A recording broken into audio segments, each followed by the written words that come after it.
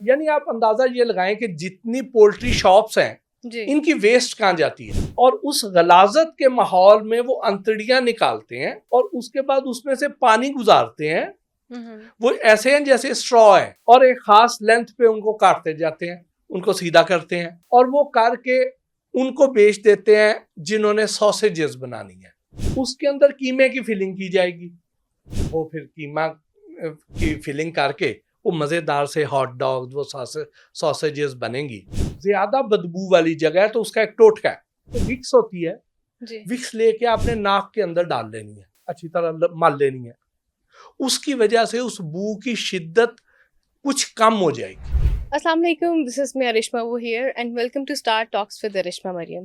आज की जो मेरे साथ पर्सनालिटी मौजूद हैं, इनको फूड एक्सपर्ट कहें, एंकर कहें, हकीम कहें, ये इन्हीं से पूछेंगे। बिकॉज़ अभी जब मैंने गूगल पे इनका नाम लिखा मोहसिन भट्टी, उस पे इतने टोटके आए, उस पे हल्दी का टोटका है, उसमें मिर्चों का टोटका है, उसमें आँखों का टोटका है।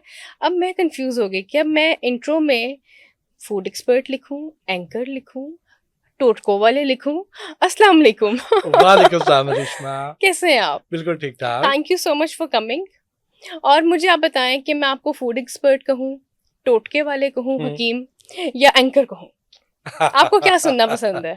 Food expert. फूड एक्सपर्ट, और बल्कि इससे भी ज्यादा कंज्यूमर एक्टिविस्ट। बिल्कुल जी। भट्टी साहब, सीधा हम मुद्दे पे आते हैं। आप मुझे ये बताइए कि सबसे गंदी फैक्ट्री आपने कौन सी पकड़ी? देखिए, मैं तो बता दूंगा जी, लेकिन उसके बाद हो सकता है आपकी कोई पसंदीदा चीज छूट जाए, फिर उसके लिए आपने मुझे गिला नहीं करना। छूट जाए तो ये तो बहुत अच्छी बात है, क्योंकि मैं जंक फूड बहुत ज्यादा खाती हूँ और आप देखने वाले को नजर भी आता है माशाल्लाह, बिल्कुल खाते पीते घराने से हूँ मैं, तो बिल्कुल आप छुड़वा दें जी। आप कई बार शाम के टाइम घर की तरफ जब वापस जा रही हैं जी, ट्रैफिक सिग्नल पे आपकी गाड़ी रुकती है जी, और एक और ट्रक आके आपकी गाड़ी के साथ लग जाता है, और उसके बाद आप सांस नहीं ले सकती हैं। आप दुआ करती हैं कि ये गाड़ी जो है ये जल्दी या ये आगे निकल जाए या मैं निकल जाऊं या इससे दूर हो जाऊं। ठीक, वो गाड़ी कौन सी होती है? वो होती है पोल्ट्री वेस्ट की गाड़ी। तो वो कैसे पता चलता है कि ये वही वाली गाड़ी है?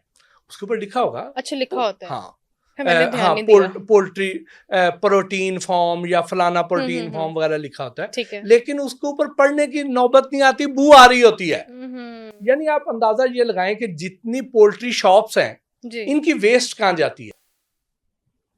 वो जो मुर्गियों की अंतड़ियां हैं जी जी जी, और उसकी चूंचे, उसके पर, उसकी बाकी गलास्तें, पोल्ट्री शॉप वाला है जी, वो एक ड्रम में डाल रहा है और वो उसने शाम को बेचनी है। अब वो बिकनी है उसके वजन के हिसाब से और उस ट्रक में लोड हो जानी है। जब उसने कोई 40-50 का से वेस्ट ले लिया, ट्रक का लोड पूरा हो गया, वो जा रहा है जी। अब उसमें से बदबू के भभूके उठ रहे हैं और उन अंतड़ियों को जाके मुर्गी की अगर कोई साफ करे, और उसको कैसे साफ किया जाता है, गुजरांवाला में हम एक फैक्ट्री में चले गए, वहां इस हद तक बदबू थी कि हमारे से सांस नहीं लिया जा रहा था, और वहां मक्खियां भिन बना रही थी, ऊपर चीलें फिर रही थी, कौवे फिर रहे थे, और वो घर एक अलहदा सा था क्योंकि उसके नजदीक कोई रिहाइश भी नहीं रख सकता, और उस गलाजत के माहौल में वो अंतड़ियां निकालते हैं और उसके बाद उसमें से पानी गुजारते हैं। वो ऐसे हैं जैसे स्ट्रॉ है, और एक खास लेंथ पे उनको काटते जाते हैं, उनको सीधा करते हैं, और वो करके उनको बेच देते हैं जिन्होंने सॉसेजेस बनानी है।